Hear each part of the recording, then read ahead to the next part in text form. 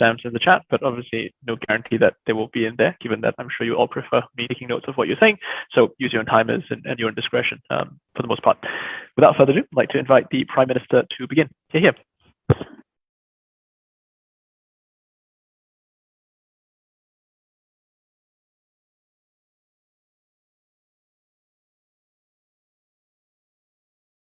Hi, am I audible?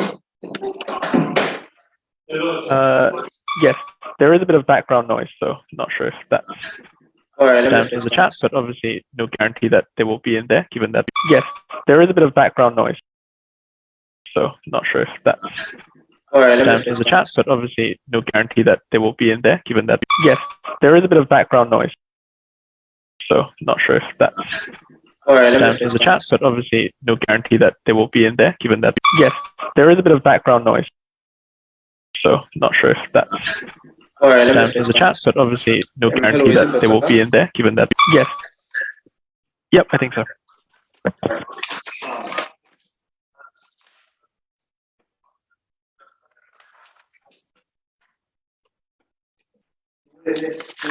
I'm going to take my POIs from chat.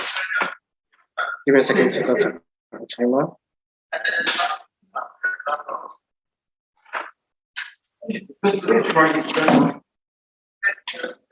Sorry, okay. All right. I'm starting my speech in 3, 2, 1. From opening government, what you're going to prove to you is that patriotism is the only tool that people of the LGBTQ plus movement can use to be able to get freedom within that particular state. We're going to characterize what developing countries look like and why this is the only mechanism that can help. So, 1 second. Sorry, I'm not sure if it's just me, so I might ask around. For everyone else, is everyone facing the same issue? There's quite when you're speaking, there's like other people speaking as well, so it's hard. It seems like everyone is facing that issue. Do you want to see if you can find what I don't know, a solution of some kind? Because otherwise, I'm afraid we might miss things just saying, and I would hate that to happen.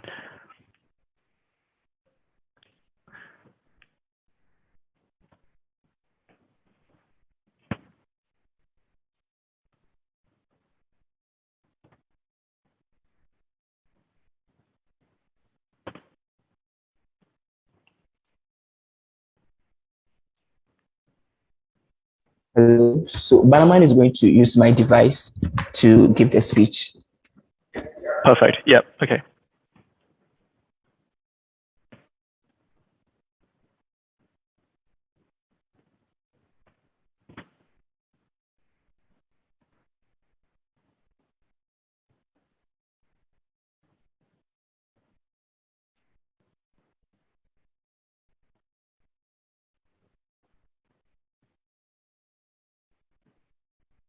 Hello. Is it any better? Yeah, that sounds much better.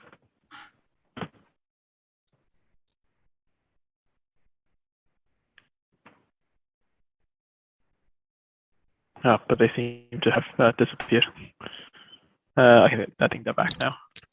All right. Can I begin? Yeah, that sounds much better. All right. So in case it breaks at any point, please let me know. Sure. I'm starting my speech in 3, 2, 1. So panel, from government, we are going to characterize tool the LGBTQ plus movement can use as a tool of integration and freedom. So the first thing is that note the counterfactual for open opposition or opposition in this debate is 2 things. 1, they need to be able to use open message of acceptance without the patriotism narrative. To add any form of patriotism. But number 2, they have to embrace things like secessionist narratives, criticizing nationalist sentiments, embracing other political ideologies as part of their struggle for the LGBT plus movement, right?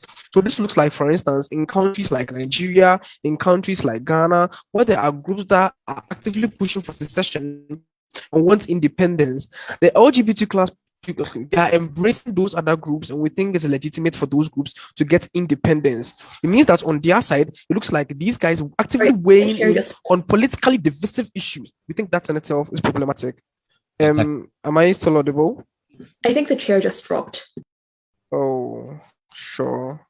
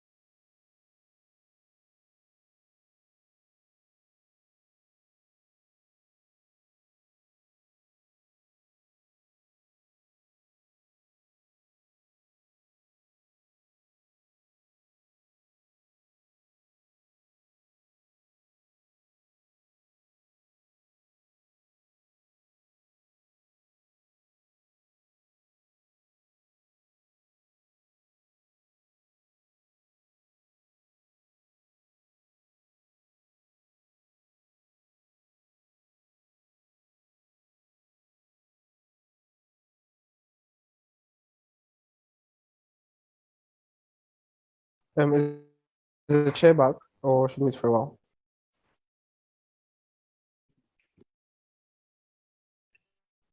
Hello, apologies. I'm not entirely sure what happened there. I suspect the Wi-Fi at the venue at Belgrade might be out, which is not a great sign, and I have moved on to my mobile data. Apologies for that. I'm not sure if you guys stopped the debate either. Can someone let me know what happened after I disappeared? The debate was halted. We were waiting for you.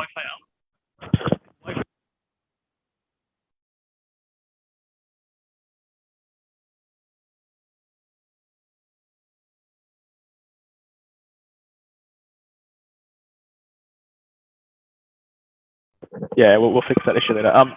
Okay, apologies for that. I think good job solving the debate. Let's just all turn our videos off for now to kind of keep it as stable as possible. Let's restart the debate and hope we can get through as much of it without further upset. Apologies for that.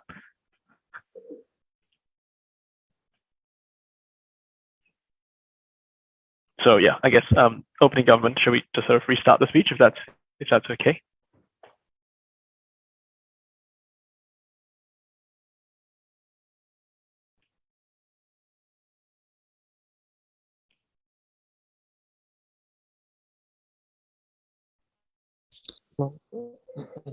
We said we should go. Oh, I'm still audible. Yes. All right, so I'm starting my speech in 3, 2, 1. Panel, from opening government, what we'll do for you is properly characterize to you what developing countries look like, why patriotism is an important feature for them, and why this tool can be a way for us to free people of the LGBT. Accept us because we are LGBTQ plus people, accept us because we are different. That is more like the counterfactual. Accept us. Oh my god. Sorry. Opening government, to just pause you for a while. Again, we're having issues hearing you out. I am also not entirely sure what to do about this. It does seem like it's a bandwidth issue on your side. Okay, is it any better now? Or it's still breaking? No, now it's fine. So I'm not really sure what the issue is, but once you start giving your speech, it seems like for every one of us, it becomes very choppy. Okay. I'm about to restart. Okay, let's try one more restart, and if there's an issue, we will kind of stop you and then see if we can find a different solution, whether that's on Discord or whatever.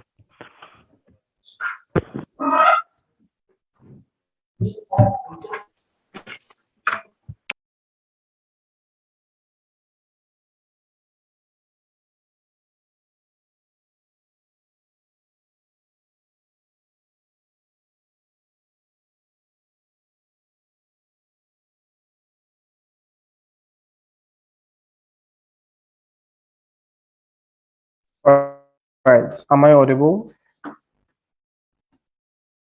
Yes, I think so. Okay, so can I start? Yes, please. Thank you. I'm starting my speech in 3, 2, 1. So, panel, from opening government, what you're going to do for you is characterize what developing countries look like, why patriotism is the most important thing to be engaged in this debate, and why the LGBTQ plus movement have to use this method because it's a proven method to work within these countries. Proud to propose. So, panel, first of all, the counterfactual which opposition need to defend looks like two things. Number one, an open message of acceptance without patriotism narrative, right? What that looks like is that it says accept us as LGBTQ plus people simply because we are different, right? That is what their world looks like. The second thing their world looks like is they embrace secessionist narratives. But no, notice this, that like the motion talks about independence groups and supporting those particular ideologies, right? It means that, for instance, in countries like Nigeria and in countries like Ghana, where you have groups who are actively pushing for secession, the LGBTQ plus movement, a group that is fighting for their own freedom, now tie their narrative to other groups of people, right? Then the second thing on their side is that it looks like them embracing other political ideologies as they fight for their own freedom.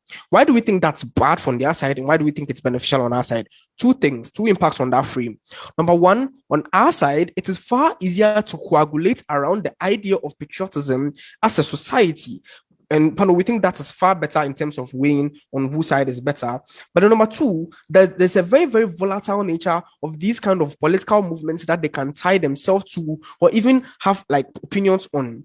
This is because of three things. Number one, because usually these secessionists or independence groups usually have ideological impurity. So it looks like, for instance, the NDC in Ghana, who are pushing for some form of independence, having like leaders that come back and come and harm the very group in the same place, or even when they get into power, do things which are they contravene the very things that they run on in the first place. It means that because of the kind of ideological impurity that some of these independence groups have, you cannot tie your movement to them, especially because of how volatile the LGBT plus movement is within these developing nations. But the second thing is that a lot of the time there's a national view on these independence groups as them being like people who are like a deviant from society, right? It means that the LGBT class movement ties themselves to that kind of like the divisive movement. We think that's bad for them.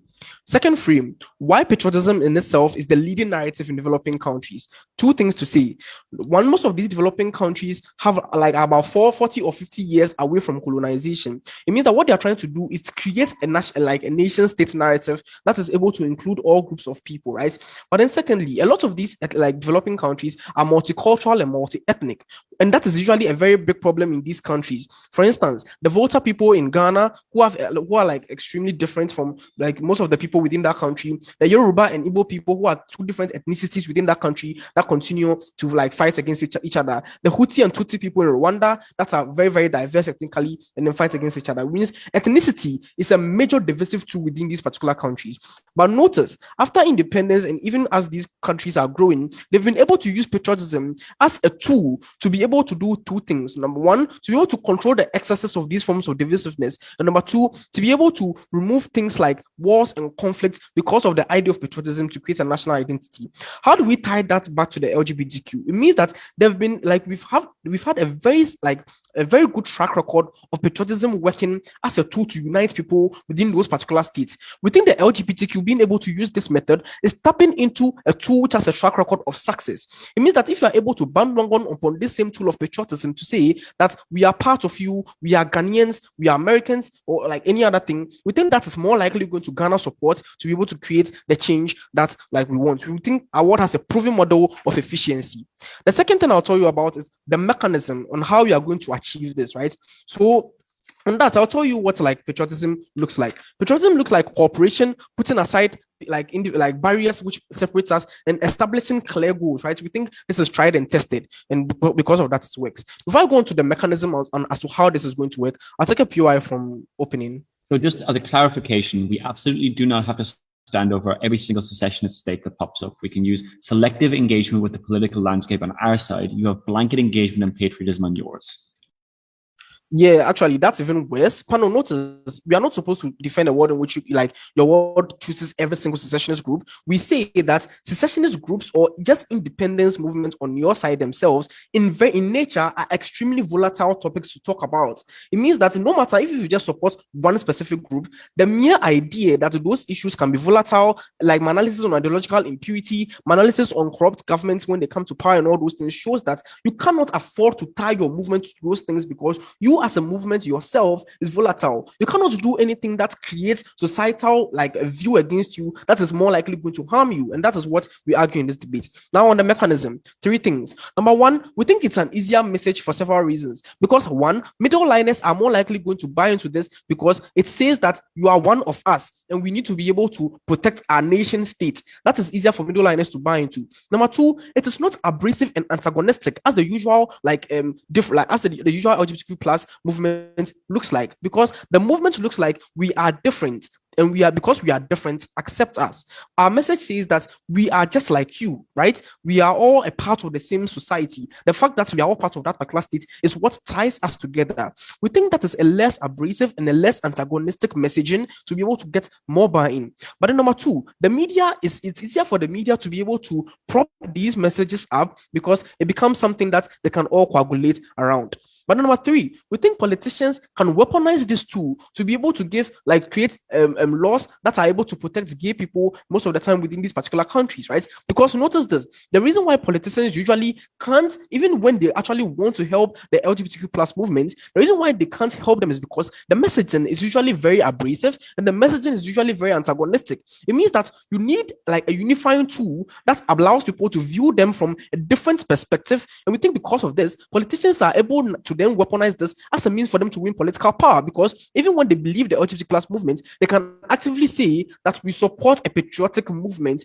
and because of this, when they make laws to protect them, there won't be active backlash. Notice the comparative on their side is that politicians cannot do these things because when they do, they'll face backlash because they are giving rights to people that generally we have a very poor viewership of such people, right? It means they lose political power on their side, they lose buy-in by the masses on their side, and because of these things, we think their world is unlikely to create policies and unlikely to change narratives about the LGBT plus movement. Pano, notice this. From OG, we say that our world has a track record of success. On our side, we are able to use this track record of success to be able to get better change for these people. Proud to propose. Thank you very much, and actually thank you to everyone in the room, possibly on the stream, for your patience. That felt extremely clear, so I think we'll be able to continue on to debate. So good stuff. Without further ado, I'd like to invite the leader of the opposition. Perfect. Just checking. I'll probably just keep the camera off just in case, because I would have a preference for it on, but obviously it could be risky, and then OG may not be able to hear, so it'd be inequitable. Yeah, I think if that's all right, just given the issues we've already had, to keep it stable for now. Yeah, that's very understandable. It's a podcast now.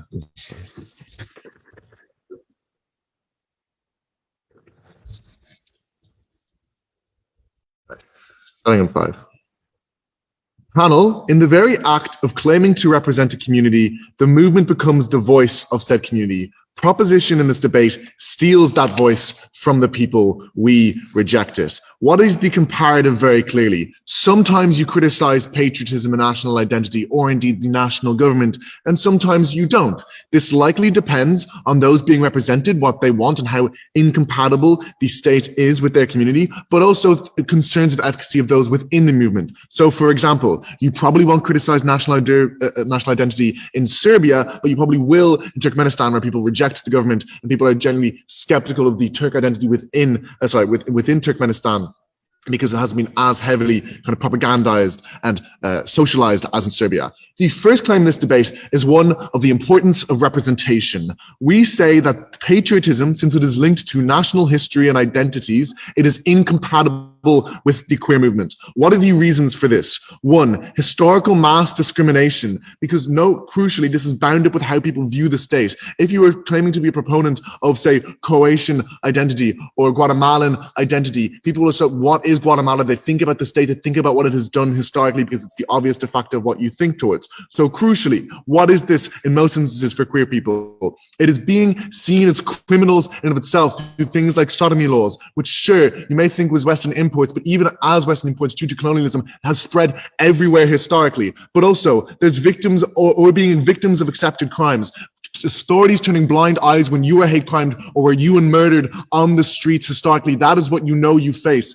Crucially then, this is why these people on the ground reject national identity. They don't buy into patriotism that much because they know this state is against them and against their innermost identity. Past that then, secondly, nationalist identities are heteronormative. That is to say that crucially, the core national identity is that of the ideal citizen, someone who is the perfect conceptualization of what is meant to be Argentinian. This is often very, very religious due to the huge links between church and state in most developing countries, as people who are less well off tend to turn to religion for things like hope in life, meaning crucially, with religion being very, very heteronormative historically, it shuts out gay people, it demonizes them, it casts them out as sinners, but it's also often ethnic, flipping what first proposition say, because an Ethiopian identity for the majority of its history was Tigrayan, because Tigray was the capital of where the majority of the fighting forces came from. Recently, it pivoted to Amharian, and that in and of itself, the majority ethnic group, or the most powerful ethnic group being bound up with national identity, flips a lot of what proposition has said to you in this debate. But third of all, it's just general alignment. Nationalist identities and so on tend to be very right-wing, and progressive identities within queer movements tend to be very left-wing. So you just get this association and correlation inherently. What does this mean for the debate?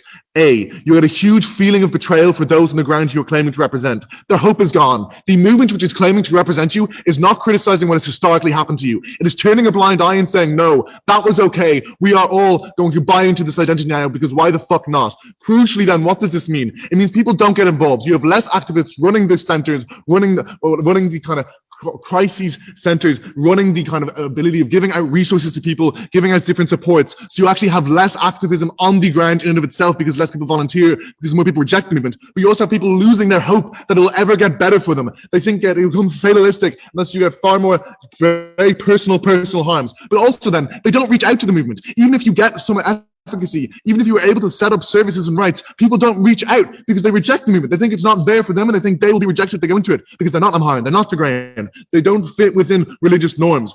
Crucially then, you kill efficacy when you kill representation. But B, we posited duty here. You are the voice of the queer people within your country, and you should represent that voice. If these things are incompatible, you should be clear on that, and you should, at the very least, maybe you should criticize, but that's not necessarily more imposition. There's a negative duty here to not to turn a blind eye to that, not to pretend like everything's fine and dandy, to erase people's history and their lived experiences when you're claiming to represent them. Because you as the queer movement, your very power comes from the idea that people perceive you as representing those on the ground you claim to represent. Therefore, your power comes from their own individual voices, whom you steal in an act of claiming to represent them, of being their voice, and people listen to you and not them on the ground. What does this mean? It means misrepresentation. When you put forward incompatible things with their identity, it is theft. It is on the ground, inherently morally wrong. It's something you should never stand for. Crucially then, benefits and things of like, oh, we can steal your voice if we make your life better. Benefits and things like that are speculative. So that kind of social movement contract doesn't work. It only works if you give them if you give up your voice so that they can amplify it, not so that they can misuse it and steal it from you. That is the core duty of movements within this debate and with any debate. And it's why we're already winning. But before we win more, CG, go ahead. What you have? Yeah, so you've seen in this debate that the LGBT movement has a fair bit of discretionary capacity in sending quite a nuanced message in states where the government is not particularly nuanced. You are saying we can be very patriotic, because you can't be a patriot and criticize the country at the same time. People say that is wrong. You can't criticize what it's done historically, because patriotism is bound up with history and with national identity. You can try nuance your way out of this, but it's incompatible. People's lived experiences on the ground reject your nuances. That will not work. What do we say separately then?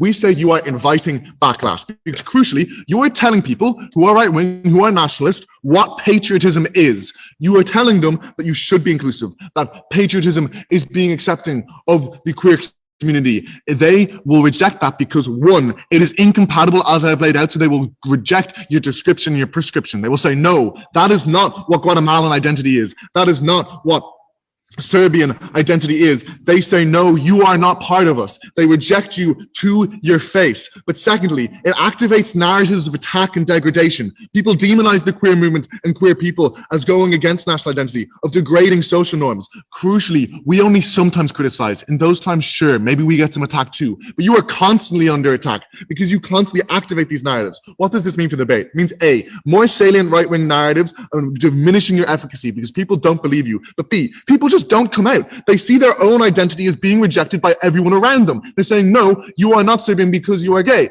These kinds of things can come out of that through them, and they think, I am not welcome here. They feel deeply demonized and inherently internalized discrimination. But see, people get attacked and hate crimed more simply because there's more demonization of them within the wider political sphere. You invite demonization, you invite backlash. Panel, this proposition, this government, they are ineffective, and they do so at the price of the core duty of movements you must oppose. Thank you.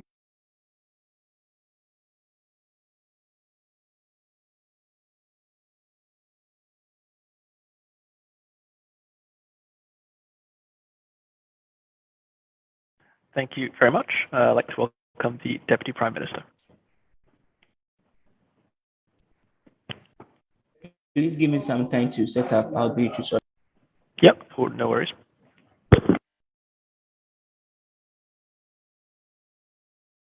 Great. Am I audible? Yes, you are. So in three POX in the chats in 3, 2, 1.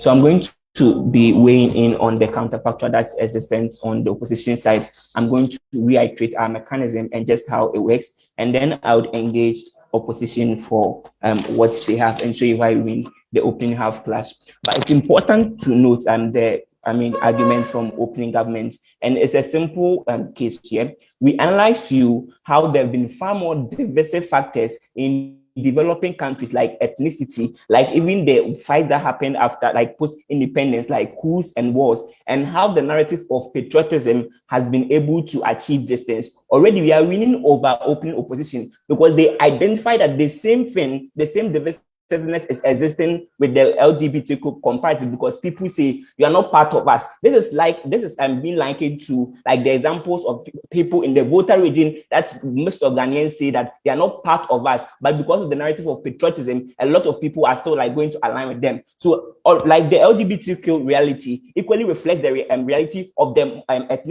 ethnic like diversity that have existed and how divisive it has been. The only reason why we are able to solve this is when we use patriotism. But I'm also going to argue that even ethnic divides are more pervasive than like the sexual divide that's going to exist. Like, why is this true? Because with ethnic divides, there are far more physical differences that are existing like within people, their language, and like there are a lot of barriers that are existing. So things like differences in language, things like physical structure, the physique, and even the colors of people. These things are more visceral divisions that are existing within people. The comparative with sexuality is that one most likely you don't even know until the person like tells you their sexuality in that particular instance. What that means is that if our mechanism or the world that we defend has been able to even solve more visceral, like divisiveness, it would be able to solve this. And the prime minister gives you the mechanism because of one, more people buying to patriotism because of how it is like most likely because of the context of developing countries and how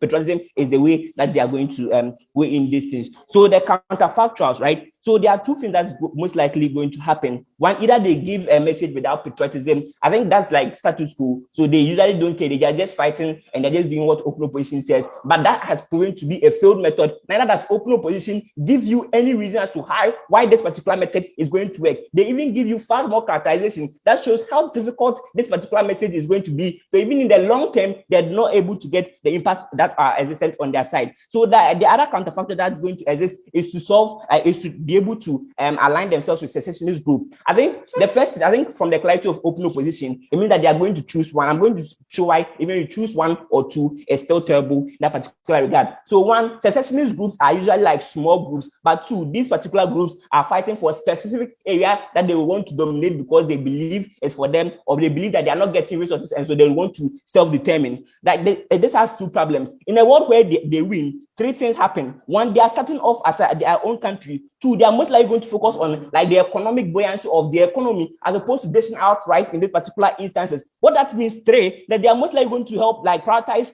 two kinds of people: the military because they need like strong military, or probably because the military equally help them get the secession that they want, but also people with a lot of money to be able to fund the economy. They don't prove like LGBTQ people are not a part of these things because being a minority status in developing countries affects your ability to be able to mobilize money and even to be able to like serve in these particular instances. What that means that they are not going to prioritize you even if they win. But even if they lose, since the whole movement went against the entire country just because they wanted to self-determine, and this is true because most countries frown on secession and they do a lot of things to cram down on secession. What that means is that you have actively aligned with a losing side. They're going to be far more oppressed.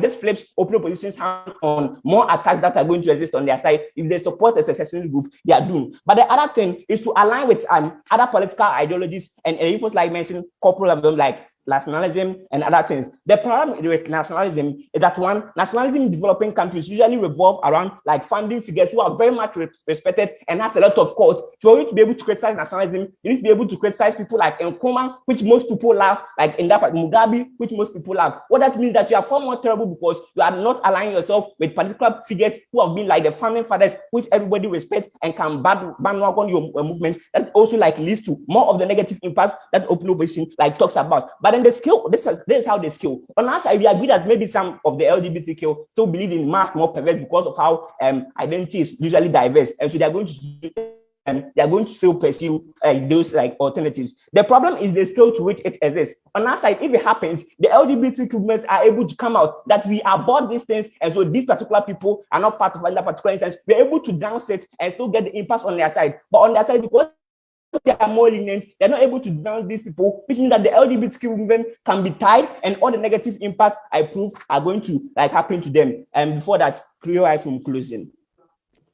The problem with your case is it's hung on this assumption that A, the LGBTQ plus movement is very, very large and sufficiently visible to really make a change in terms of whether secession happens or not. And this simply isn't the case in the vast majority of developing countries. That's false. All that you are saying is that because of the characterization which you gave, that they are small, they do not have enough voice, they should align with the most popular sentiment in developing countries, which is patriotism, because of the reasons the Prime Minister analyzed you. So that's literally our premise. We are not saying they are large, we are saying they are small. And so they need to align themselves with the larger voice, which is patriotism, which has been proven to solve divisiveness. So what is the problem? I think like that weighs in on the counterfactual. So what is the problem with the open opposition case? First of all, they argue religion. Religion is going to be symmetric on their side. But on our side, the impact of religion are minimal because one, far more people believe in patriotism like than religion. So what that means that we are able to get more people on our side. So even if the religious bodies come up against us, we're able to get these things. But the reason it is like more true is because there's a general reduction in the influence of religion because of things like how people are calling out against religion as being the one tool that is hindering development. And so far more people exist on our side in the middle line, like the Prime Minister tells you. But the second thing is that they are going to feel betrayed. I think the info slide makes this clear, that they are going to integrate this into their message. So the compromise on our side is not to forego all the differences and then just to say that, oh, we are patriotic. What they are doing on our side is integrating patriotism in their struggle. And we mechanize to you how this looks like. So just like how ethnic groups in Volta and ethnic groups like in Nigeria can say that, well, we are like you. The only difference is that probably we have a different skin color or we speak a different language, but still we are like you. That's the mechanism that LGBTQ are going to use in integration. They are going to say that we are human beings like you. Our founding fathers fought these particular wars. Our founding fathers are key in like patriotism, the strive for patriotism and the strive for independence. But they are going to say they're going to reject this. Rejection, we have proven, is more existent on their side than on our side. Proudly opening government.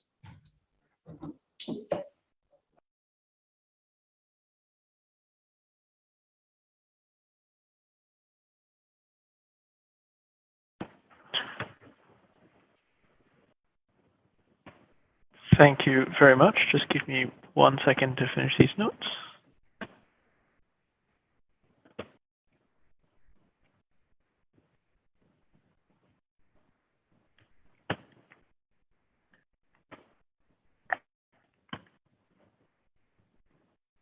Thank you very much. I'd like to welcome the Deputy Leader of the Opposition to round off the top half.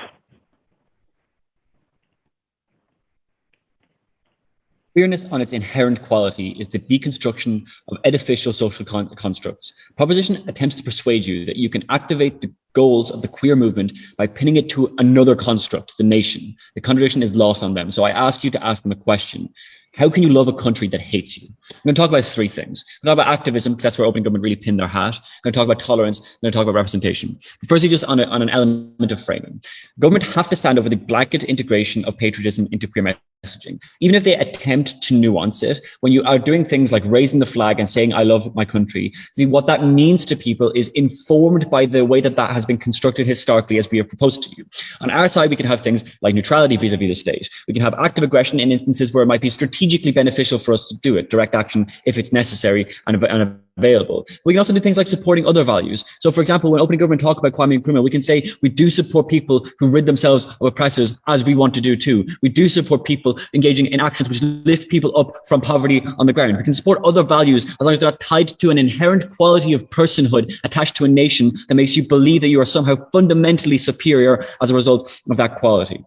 We would also propose to you, just as a final element of framing here, that the states wherein this is the most able to happen, where you can integrate patriotism with queerness more accurate or like more effectively, are the states which are less important in this debate, because those are the states that are likely to be the most tolerant. The states which we are talking about, the ones where they are most antagonistic, are the ones which are most relevant to the rest of this debate. So, first question then is on activism. The first thing I want to say on this as a response to opening government is, even in their best case, I would propose to you that even if they are completely successful, they are harmful in the long run. So it's called the Schelling fence in philosophy, the idea that you can take a rational action one time, but if it disputes your ability to take rational actions going forward into the future, you should not take that action. We would propose that once you inculcate the idea within the queer movement that the state is something that is inherently good, because you've been proposing it in ideas of songs and history and flags over the course of 20, 30 years, that prevents individuals' ability to detect the nature of their own oppression on the ground in the first instance, preventing long-term activism going forward. But more importantly, and a couple of other things. Firstly, cross-sectionality goes massively down on their side, not just internationally, when you have two countries that dislike each other historically, and both the queer movements of those countries are now playing into those divisive messages rather than having cross-solidarity between them, but also within nations. Because if opening government are correct, and that the ethnic divides through divide and rule and define and rule tactics of colonialism have become so accentuated that they divide people inherently on the ground, when you tie into a patriotic messaging which prioritizes one of them over the other, that is when you get groups buying out. You become a political football. You become oppositionalized towards other individuals. We'd also propose to you that direct action is in a lot of instances quite useful. In instances like doing things like, direct protests against state action can oftentimes be quite efficacious, but I actually don't think that that's as relevant as the next couple of things I'm going to talk about. Two broad things we brought you in opening opposition. They got very little response. The first is on the idea of tolerance. We propose to you that national identity is extraordinarily strong because it's enforced by history and culture and the current understanding of the nation as well. And it's something that people seek to protect because their own identity, i.e. their conception of their own personhood, becomes attached to it over the course of time.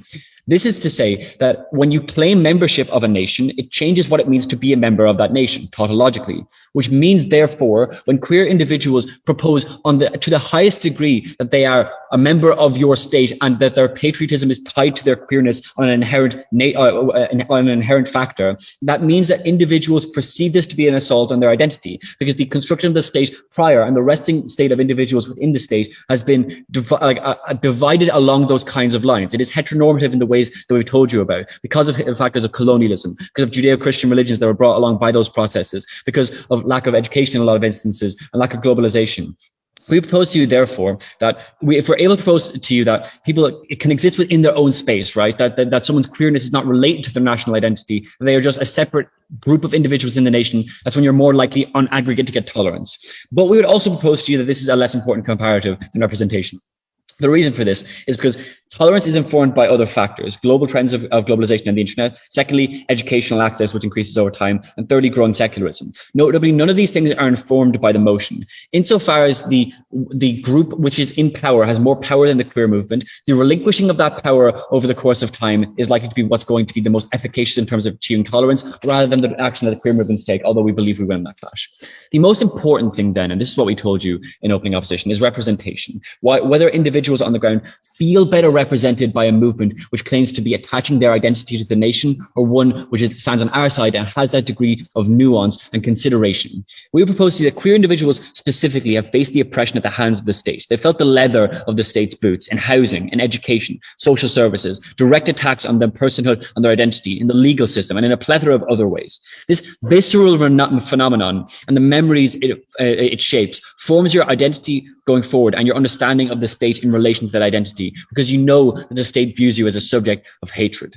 When the queer movement, and this is a very simple claim we brought to you in opening opposition to no response from opening government, when the queer movement promotes patriotic messaging, it feels horrific to the individual. It feels like a deep assault on who they are as a person. It feels like a betrayal from the one group who claimed to be advocating on your behalf, but is now promoting messaging using your voice as a medium to propose things which you believe deeply, deeply against. Is a reminder and a form of power exercised by the state. And it's very strong because it's a source of epistemic authority when it comes through the movement. We propose to you that this has a number of impacts, but first I'll deal with CG. Take a POI. Yeah, the average member of this community or this movement in these countries are well aware that they're well in the minority, that they're facing pretty insurmountable opposition. Surely they would be aware that this would be a rational concession rather than a complete moral betrayal. I think flippancy is not going to weed you out of this when we've already explained to you the reason why, no matter the way in which you try to nuance this messaging, as it becomes, permeated throughout the movement, individuals on the ground sharing things on Instagram stories, losing that kind of nuance, it ultimately derives over time and over space towards an unnuanced messaging which proposes that the nation is good. You have to stand over the idea that the nation has some inherently good qualities on your side, because the comparative to that, conditional support stands on our side. Therefore, this visceral experience of these kinds of phenomena by the LGBT movement, not even the rational understanding of them, but the viscera of it in and of itself, leads to a number of things. Primarily, though, it boils down to disengagement from the movement, not engaging with the resources that they provide, like things like condoms or information about meeting up with groups. You don't get the identity validation when it is the only group who can validate who you are as a person. You don't get to have things like friend groups to associate with, having connections with people who won't perceive you negatively because of the identity which you have. Overall, it means you buy out of the movement. The movement becomes less efficacious, but also it just hurts the people on the ground who, in instances where the state is aggressive, need this thing the most, because it is their one form of protection as a person within these contexts. I'm deeply proud to oppose. Thank you very much. Thank you to all speakers in the top half. I'd like to invite the member of government.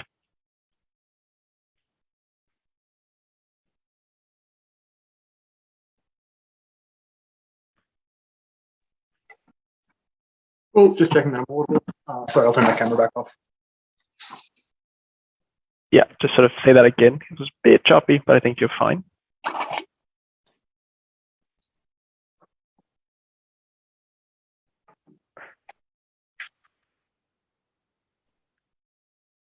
Hello, can you just test your audio one more time? Yeah, sorry, I'm still here speaking now. Is that working? Yep, it's all pretty good. Whenever you're ready.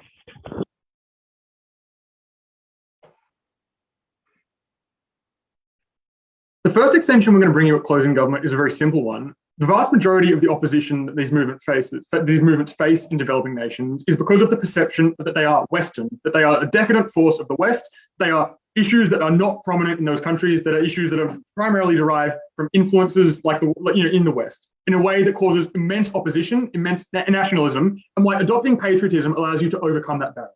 The second thing I'm going to do then after that is flip OO's material and explain that this actually gives you more legitimacy to critique. And thirdly, if I get time, I'll talk about LGBTQ people in the country. Let's start with the first one, though, about the perception of the West as a force of destruction through these movements. The reason these movements are seen as Western is fourfold. Firstly, the West simply has far greater normalization of LGBTQ plus rights, things like gay marriage, things like anti-discrimination law that is not prominent in a lot of developing nations. That is why it is seen as something that is decadent, that is not a priority for post-colonial states who are suffering from things like short-term economic needs, who are suffering from issues they see as a higher priority. That is the first reason. The second reason is that it comes into a substantial amount of conflict with local religion and cultural values, things that are hugely influential in large parts of the developing world, whether that might be hardline Sunni Islam in Yemen, whether that might be the Catholic Church in states like the Philippines. Thirdly, international institutions which are overwhelmingly perceived as Western, like the United Nations, frequently critique these nations for their LGBTQ rights. Fourthly, it is incredibly easy to run scare campaigns with footage from the West, things like kink at pride parades, in a way that is very visceral, that is very easy for religious and conservative figures in these countries to whip up moral panics in order to make people oppose them, in order to make people think that this LGBT movement for more rights in these countries is something that is going to harm them, that is coming primarily from the West, the same West which colonized them, the same West which oppressed them for decades. And the reason that's important is that it forms a sort of double barrier, right? So the first level of barrier that these movements face in these developing states is the sort of cultural norms and religion that OG touched on. But the more important second one that is unique to Closing Government is the anti-West barrier. And the reason that is more important is twofold. Firstly, it is far more visceral. Colonialism is still within living memory. In the memory of what the West did to the vast majority of these developing states is something that is far more potent. It is something that is far more widely felt. It is something that is incredibly, incredibly opposed, which is why the vast majority of states, like people in these countries, are opposed to things like Western intervention in the forms of the military, why they're opposed to things like transnational corporations in a lot of circumstances. And that means that they are very, very likely to oppose things reflexively if they are perceived as anti-West in the way that these movements are. But secondly, it's just a more widely accessible political narrative for the very reason that nationalism is a widely felt force, as Opening Government described. That nationalism can be easily directed at a common enemy that is perceived as Western, that is perceived as something that does not align with the values of that country. And the reason that is so important to this extension is very simple. If you can at least negate or somewhat mitigate that narrative that you are a foreign force, you are being backed by foreign figures and foreign values, you are far better able to weaken the perception of the movement as a Western force. You're far better able to weaken opposition to that movement in a way that gets you actual tangible changes, not just the very, very vague idea of like acceptance, not acceptance, of like feeling of the betrayal that opening opposition talks about. And the reason we say this is that it's really important to be visibly patriotic, because most people do not engage with the movement in the way that opening opposition, in like the nuanced way that OO described, or CO flag in a POI, because these movements aren't particularly large or well platformed. And that's why most people's exposure to it is through things like out of context media clips, social media clips, local religious leaders or religious scripture, or the values they were raised with, like giving them accumulated priors that they feel deeply within themselves. If people in these movements then are started carrying around national flags at any protests, if they're on megaphones declaring themselves to be patriots in background audio, if they are doing things along those lines, it becomes far harder to steer them. It becomes far harder to justify claiming that they are a threat to the very state itself, that they have to be cracked down on with the full force of the state. And the impact of this extension are threefold. Firstly, you simply just get more awareness because people are more willing to declare themselves to be patriots than they are to declare themselves to be anti-state, because obviously it is far less risky in those circumstances. Secondly, people who feel very strongly about their nationalism are more curious. They are more willing to listen and hear you out, at least to some extent. And the reason that's important is that if you even get some marginal change, that is potentially enough. If one family changes their minds, that might be enough for their kid in the closet to feel more comfortable, feel more accepted. That is still a huge benefit. But thirdly, the state itself deems you less dangerous to its very existence, which means they have far less capacity and incentive and political capital to crack down on you so viciously. And again, even if that is only removing part of the problem, that is still something that the opposition bench cannot possibly claim in this debate. The second thing the second extent, and that is the most important thing in this debate, because obviously you get better acceptance, you get better actual practical change in our world. The second extension then is going to flip OO's material by explaining this gives you more legitimacy to take it. Before that, I'll take closing. What's your extension? The depth of your disgust and discomfort when you confronted with someone who is homosexual, for example, is much, much, much worse than the discomfort you feel when you think that the US might have done something bad to your country. There's a huge mismatch between your characterization of homophobia and the reality. Okay, but even taking that POI at its best, even if there is some suspicion that they're like US backed and therefore foreign and therefore bad, we can still uniquely counter that with narratives of patriotism. You just get the worst of both worlds, even like that is a mitigatory point rather than one that actually substantially responds to the claim. Let's move these extensions. I want to first establish that a lot of the critique OO talked about has almost no effect in their world for three reasons. Firstly, you're just at a massive numerical disadvantage. Patriotism is popular. If you are staking out a position against the state, you are obviously going to get overwhelmed in all forms of things like protest, all forms of things like voting. Secondly, you have the existing stigma from your religion and culture. But thirdly, you have a direct physical risk. The state is going to actively target you if you are constantly anti-state. And they say, well, you can be nuanced about it. Yeah, obviously, that does not negate the risk when you are perceived as anti-state, when you are perceived as someone who is trying to undermine that very state. And the reason that's really bad for them is very simple. The state is not going away. People still have to live in it. We all prioritize what actually works, and there's a very short-term urgency there. Because if the trade-off between saving people's lives and making them feel slightly betrayed is the trade-off, we are happy to make that, because keeping them alive is better than making them feel like particularly happy. And we obviously recognize, though, that as I flag in a POI, the movement people can recognize when the movement is making a tactical call. It's not actually selling them out entirely. I think people are pretty rational. They would react to that in a reasonable way. And then we hear from the LO, though, that you can't criticize the state as a patriot. And this is potentially the most historically illiterate claim ever made in a debate. The Chinese students in Tiananmen Square were protesting because they were patriots and knew their country could do better. The abolitionists before the US Civil War were using the US's own founding documents and patriotic narratives of freedom that all men were created equal as part of it. Patriots are some of the only people who are effectively able to criticize the state. Because firstly, you can actually be perceived as a constructive force that cares about the country and wants it to be better, rather than a destructive force trying to tear everything down. People are more willing to hear you out and engage with you. And secondly, there is less direct risk because you won't actually be able to be directly targeted by the state to the same extent. Because when we hear that that you wouldn't do this in Turkmenistan, we are the team that explains why you actually potentially can do it in Turkmenistan in a more acceptable way, in a way that exposes you to less risk. That's why we propose.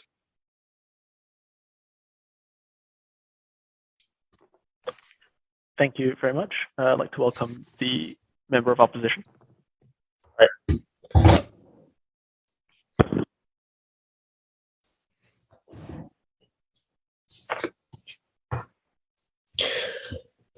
Okay, starting in 3, 2, 1, go. First thing I want to do is beat CG's first extension, and then I want to talk about actually how LGBT rights spread in the vast majority of these contexts and why you undermine that key mechanism, which I think is much more important than other teams in the debate, because other teams have identified slight harms or benefits without any clear picture of how it is exactly that we want to advocate for LGBT people under either side of the House. Let's talk about CG. So their main extension that says you won't be seen as Western anymore, and that's great. I want to say two things.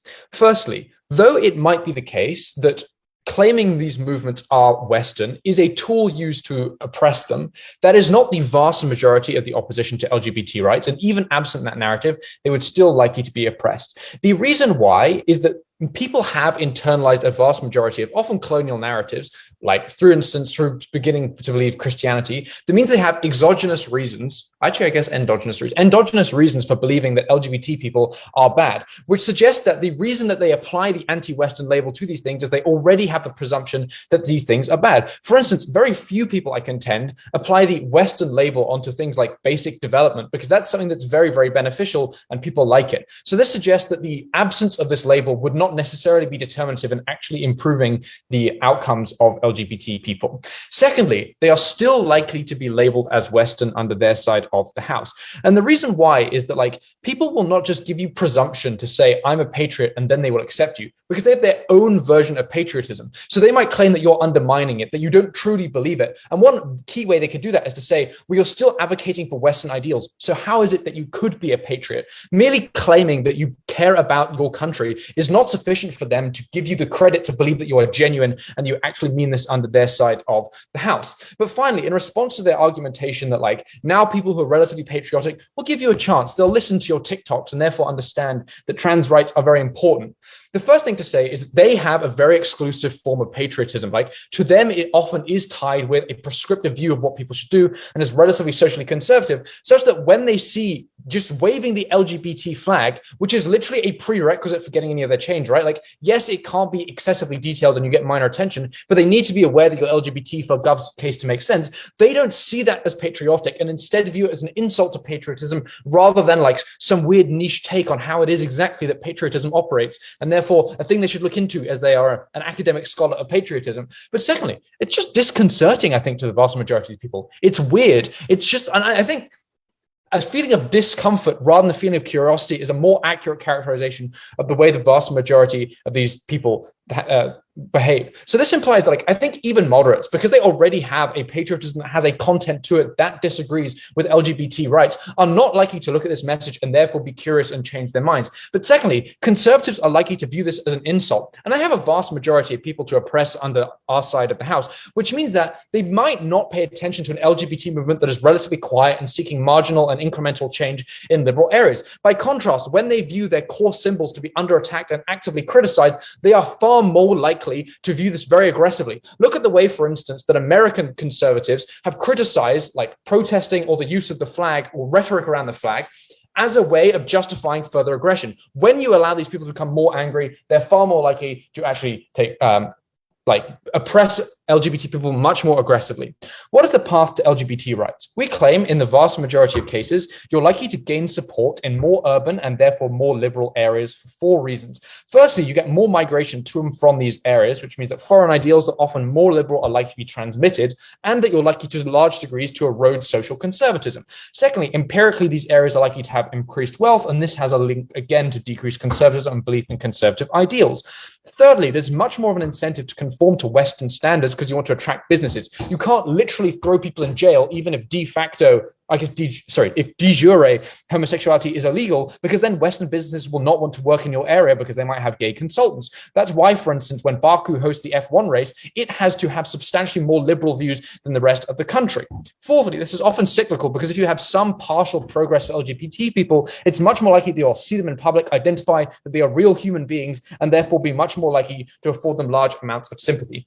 This is undermined substantially under their side of the house. Before that, I'll take a POI from opening. Closing. So patriotism on our side looks like banding wagon on like narratives on the independence and how our own fathers fought alongside their fathers. This engages your upcase on how the definition of I apologies. I know this is unsatisfactory, but I really struggle to understand the content of that POI. I'm sure XP will take a POI and do their best. This is undermined because, one, to a large number of multicultural people within this area, or people who like multiculturalism, who know a large number of people, the flag is often seen as an act of violence because usually it is used by conservatives to justify oppressing other minority groups as a claim that society ought to remain the very way that it is under the status quo, which means that to a large number of people, mostly ethnic minorities, but also people who are sympathetic, which we claim is a large number of people in these cities, this is seen as a very violent message and one that doesn't cohere with their own vision. But secondly, why do we claim it is that people are likely to support you even if they're straight? Often you need to believe that these are people that are like you because like it's very hard to generate sympathy for someone where you can't identify with them. And the way that in practice these movements tend to operate is that you feel like we all agree there's this woke coalition whereby we all agree to oppose this one thing, which is usually conservatism. That's problematic because when you fail to conform to the vast majority of this agenda, which is also opposing nationalism and allowing for more room for different minorities to grow and being more international, people don't see you as similar. They see you as different. If I'm someone that does business abroad that has a vast majority of friends of different countries, I just find nationalism to be the preserve of people who are nothing like me. And therefore, I'm much less likely to actually have empathy for you and to see you as someone that I'm likely to care about. What are the impacts of this argument? One, within these cities, we're far less likely to get palatability responsibility for LGBT rights, which means that the sort of marginal progress we've talked about is less likely to happen. You're less likely to be free, for instance, to hold hands with your partner on the street. But secondly, it is far less likely that, for instance, you can organize LGBT rallies or other groups internal to these cities, which then means that your ability to progress to the rest of the country is substantially undermined because, for instance, the police are far less likely to be sympathetic. But finally, you're likely to be excluded from national liberal movements. Currently, you're likely to be included because these are usually a coalition of people who disagree with social conservatives, but that includes a large number of ethnic minorities who dislike nationalism as a narrative, but they cannot stand behind any movement that actually claims that you should have this exclusive form of nationalism. This means that this movement is far less likely to include you. So your ability to push for national change is substantially undermined. You're not likely to have one of the 2 or 3 major parties support you, and when they get in power, actually do things like legalize LGBT rights. Very proud to oppose.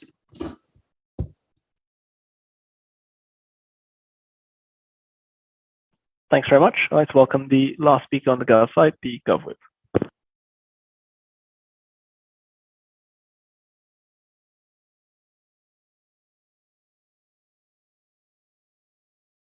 Hello, can I be heard? Yeah, I think so. Just give me a second. Let me grab a drink of water.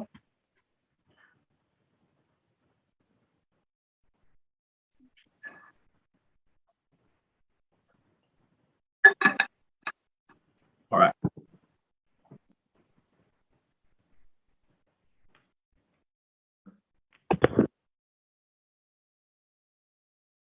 Let me start by explaining why we come up over opening government. Opening government makes 2 contributions in this debate. They first explain that they're able to successfully convince the public that this LGBT movement is quite patriotic. They explain why it is that, for instance, you're less likely to receive sets of backlash, why it is likely to be relatively popular. I think the problem with this analysis is that we give a much stronger reason that you're likely to be effectively convince the public.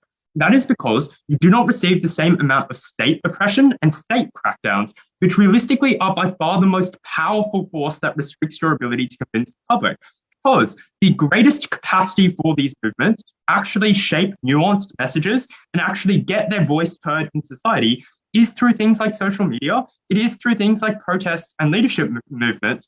Those type of grassroots campaigns are stopped dead in their track the moment the state thinks that this is a Western plot that is seeking to empower some form of independence movement. And they actively attach their paranoia about how the West is effectively corrupting and perverting their country with these movements. And so, in our literal worst case, where the state has just a few incentives or is a little bit more willing to allow this LGBT movement a little bit greater capacity to not immediately censor their internet connection, to not as aggressively crack down on their social media, that is an incredibly powerful form of how this movement is effectively able to get its message out in a nuanced way.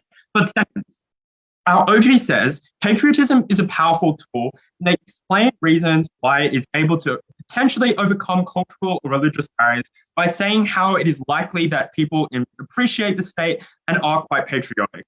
Two reasons have come up over this. First reason is that we explain a more direct reason why we overcome individuals' religious or cultural barriers. That is because we explain that Western identities and a deep paranoia about Western connections is what directly interplays with people's religious and cultural concerns over these minority groups. And we explain that patriotism isn't just a powerful tool broadly, it specifically breaks down a key link in why people are so aggressively homophobic. And that is because they are directly attach those things with a set of Western norms that they find quite morally repulsive. And so we provide a more powerful mechanism on how we improve patriotism, or why it is so powerful. But second is that I think we just provide a more powerful reason. Like, they're just like, yes, some people will like the state and be relatively patriotic. This might convince those people. But we explain a more direct mechanism, that is that people just are concerned about Western influence in their countries. They've seen tremendous amounts of damage West has caused to these countries. They directly associate that with these movements. That is a more powerful reason as to why they might be convinced. Let's now address the opposition case. Let's start with closing opposition. They first start with like a whole bunch of rebuttals to our case. Let's respond to that first.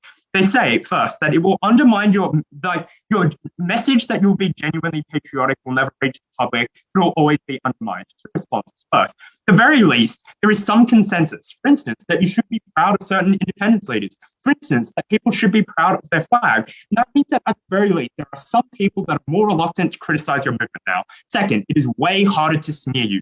When Sam gets up there and says, yes, the minority movements have difficulties in creating nuanced messages, so do all those dudes on social media trying to criticize that movement. They really struggle to precisely justify why it is that this patriotic thing is so perverse. Like, why is it such an insult to their specific brand of patriotism? That is what just scares them flat from giving these critiques, makes them less visceral, makes them catch less in social media, because it is far more difficult to delineate what is it about this specific message that is patriotic, but is also in support of LGBT movements that is problematic. But finally, it is just to point out that it's just way harder now to justify optically forms of crackdowns on these movements. When the government walks in there with a bunch of tanks against a whole bunch of people proudly waving the national flag, that is something that just looks worse and is far harder to justify for your populace. But finally, they're just like, oh, it's an insult to patriotism. You actually get patriots even more riled up.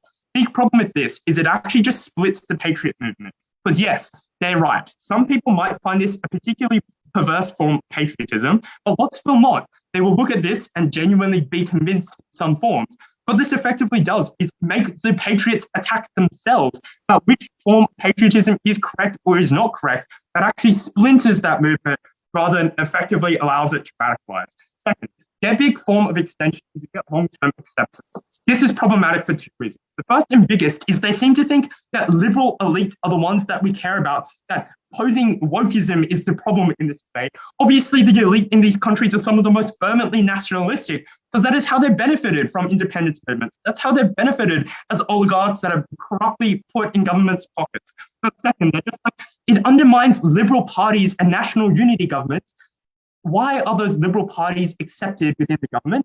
It's because they're incredibly patriotic. You don't make those movements struggle more. You empower them and you join forces with them. Presumably they're successful for a reason, and that is that they support the state and they proudly think the state is a good thing. Finally, let's address the Their two big arguments are, first, that this is incompatible. You cannot be both LGBT and patriotic. Sam gives two responses. First is that actually patriots have the greatest capacity to criticize the state. I'll take a POI from opening, sorry. The trajectory of tolerance is informed by various external factors and likely shifts very little. The people for whom the waving of the flag is truly an assault is queer individuals themselves. Only representation is certain in this debate. Yeah, I'm getting to that. First, let me address your argument on incompatibility. Sam's first response is to explain that it is actually, for instance, the most fervent Russian nationalists in the Ukraine war that are some of the strongest criticizers of the Russian government and its military campaign. They point out constantly how people of an infantryman being used as cannon fodder. They point out constantly how insufficient and how problematic Russian supply chains are. And that critique only is permissible because they are patriotic. That is why it is actually the patriots that have the greatest ability to be compatible with these movements. But second, it is that they literally see that sometimes it would be wise to be second, why is it not a betrayal? Three responses. First is that in countries where the state is the most oppressive, like look at their examples of religious states like Saudi Arabia or Iran, or ethnic states like China, right? These are the states that are the least likely to actually give long-term successful acceptance, the most accepting of forms of patriotic speech. That is why you cannot criticize the state under their world. That is why it is only under our world where you bow into these powerful states and the religious and ethnic norms that you actually meaningfully avoid state crackdown. You avoid being associated with the West, and therefore you have a successful movement. Very proud to.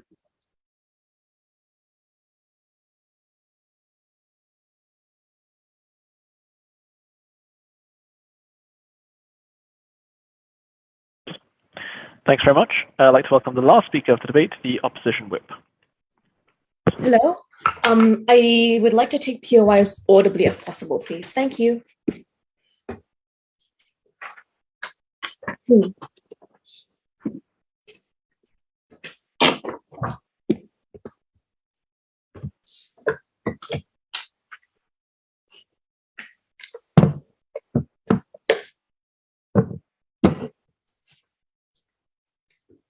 First, Greg's extension and why it beats OO, then CG, and finally OG. What Greg tells you is embracing nationalism is a mistake because it alienates the group of people that matters the most. Because you lose the legitimacy and the size of your movement when you lose the people who are liberals, liberal-leaning cisheads. Oftentimes, these people are educated, other times they're rich, oftentimes they're young, sometimes they're English-speaking. But the bottom line is, nationalism is not the unifying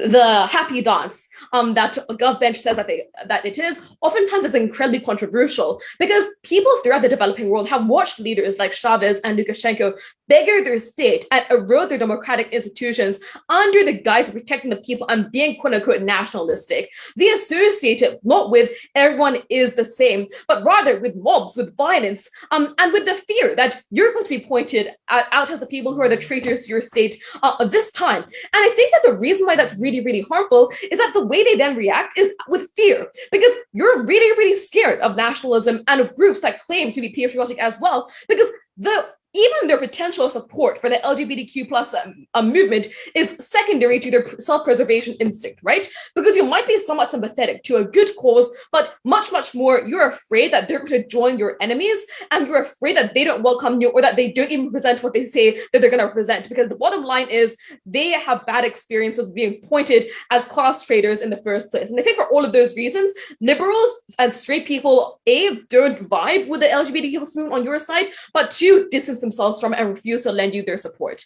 Why is that so very, very harmful? For two reasons, right? The first thing is, I think the end goal of the LGBTQ plus movement on either side of the house is to become a sufficiently large minority or majority to become politically powerful. And that often looks like joining a coalition because there just isn't enough of us in sheer quantities to form a political group by ourselves, especially because, LGBTQ plus people are very diverse, like we're nuanced, we have different priorities as well. We just don't all want gay marriage. We also care about things such as like more progressive taxation, for example. And I think that this coalition is much, much more likely with liberals in the status quo than with conservatives, just because there are so many more reasons conservatives are reluctant to join up with LGBTQ plus people than just, these people might be anti-state. So all of the intractable, long-term internalized disgust and discomfort that's been drilled into them because they come from religious families, for example, is really, really difficult to shake no matter what. But two, I also just think that straight liberals are really important because it's good for visibility, right? Because these people are often relatively privileged. There are a lot of them in city centers. They're politically engaged and therefore important for these reasons. But crucially, they're also straight and not LGBTQ plus themselves, and therefore they're more protected and less vulnerable to persecution than we are. And I think that having a larger number of supporters, many of whom aren't gay, means that you stand a much lower chance of being picked out and singled out, and it's become much, much easier to come out, to be visible on the street, and to make young people also feel happy with coming out as well. The bottom line is, I'll take that POI. From OG, we argue that patriotism is a fluid concept. We have differences, but we are still the same people. And that changes over time to be inclusive of other elements. That is why today, gay rights and pride is appreciated in countries like South Africa that didn't used to accept those things. These things can change over time and be inclusive. We still speak against that on our side. Perfect, thank you. So I think that's a really good point. I have two responses. The first is, that's true in abstract, but it's no longer true because the people who tend to latch onto nationalism and patriotism as a concept tend to be people who are relatively autocratic and rely on us versus them narratives, i.e. nationalism and patriotism is most useful when it's being used to separate yourself from, say, a neighboring country, which is why it's co-opted by military governments so much. But two, it's also just the case that the examples you use in your PM speech are really dangerous. You say, for example, that, people are using it to co-opt multinational, multi-ethnic narratives, for example, blah, blah, blah. But we know that patriotism has worsened, not improved, ethnic conflicts within many African countries, just because patriotism is not about inclusivity, but rather it's something that's highly exclusive, because when you're a member of a group, you enjoy privileges. You enjoy feeling like you're part of a greater whole that's special and different in some ways. And you also benefit from being taken care of by the state, right? Because they're my people. I should enjoy greater welfare benefits, say. Crucially, these privileges and specialness is diluted when more people enter the fray, which is why patriotism is often a highly exclusive concept and why it is often the most patriotic French and German people, for example, who reject immigrants because they think that they're going to tear down our great country. So for those reasons, yes, the ideal of patriotism is inclusive and fluid, but in reality, it is used as a tool of oppression and to weaponize prejudice. And for those reasons, I think your case falls. So why is it then that our case outweighs OO? For a couple of reasons. So their case is very good. They go for a couple of things. They go for pragmatic impacts about like backlash and about how this will hurt queer people, but they also like take these core mechs and try and mech it out to impact it as principle. Honestly, though, this just comes down to like two core arguments about how queer people react and how conservatives react. The problem, though, is that they've selected the groups of people who are relatively intractable on either side of the house and who aren't going to change the behavior very much. Because while it's true that many queer people might feel betrayed, there are also very good reasons why they will stay in the movement just because they have no other choice, for example, because they do need the condoms and like contraceptives that they're concerned about, and therefore, and they also want to meet other queer people. But second of all, it's also just the case that conservatives are not exactly on your side to begin with. So it's unclear what exactly the change is in terms of giving them another reason to dislike you. So for all of those reasons, I really just think that their arguments are good, but don't cause a very large shift, whereas ours do. Finally, CG super quickly. Their extension is great and would work only if it was true that people really hate queer people because of anti-Western sentiment. Rex would explain to you why homophobia is not to do with anti-Western sentiment, but moreover, people just don't hate the West, right? One, like people try to send their kids to school in the Americas and in the UK all the time. And the reason for this is because Western soft power is very, very powerful. Chinese movies are just garbage and not produced as well, which means you grow up watching James Bond and idolizing the States, no matter what your politicians say. But second of all, the memory of colonialism is just secondary to memories of poverty and government mismanagement in more recent years. The bottom line is, even if there's a minority of people who do hate the West on their side, they're likely to dislike LGBTQ plus people for other reasons as well, because their identities already overlap with being religious, with being traditional, and for all of those reasons, happy to oppose. Great, thank you very much. I'm going to usher everyone out of the room as quickly as possible, just because we were running a bit late due to stuff at the beginning. We'll call you back in as soon as we have a call. Thank you very much for your patience, and see you all soon. Thanks, everyone. Good job. Thanks, everyone. For my panelists who are here,